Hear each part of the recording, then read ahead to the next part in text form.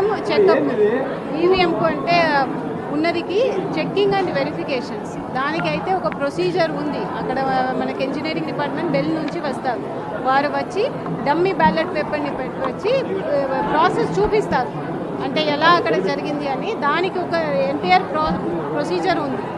Okay, అవి అన్నీ కూడా డీటెయిల్గా మనం ప్రశ్నించవచ్చు. దీంట్లో ఇప్పుడు అది దాని గురించి చెప్పడానికి రీకౌంటింగ్ కాదు, దట్ ఈస్ నాట్ రీకౌంటింగ్, అది చెక్కింగ్ అండ్ వెరిఫికేషన్స్. దాంట్లో చెక్కింగ్ అండ్ వెరిఫికేషన్కే ఒక 12, ఇది 5% of the total polling units. ఇక్కడ ఒంగోలు అసెంబ్లీ కాన్స్టిట్యున్సీలో ఉన్నదికి దాని 12 పోలింగ్ స్టేషన్ సంబంధించిన బ్యాలెట్స్ యూనిట్స్ని తీసుకుని దానికి బెల్ నుంచి మనకు 19 నుంచి 26 వరకు 24 వరకు ఒక 6 డేస్కి వస్తుంది.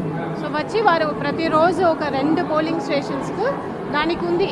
మీరు మళ్ళీ ఒక పోలింగ్ లాగా చేసి మీకు చూపిస్తారు, ఎవరైతే కంప్లైంట్ పెట్టారో వారికి ఎంటైర్ ప్రొసీజర్ ఉండాలి, సెపరేట్గా మేము చెప్తాం. Please subscribe .news.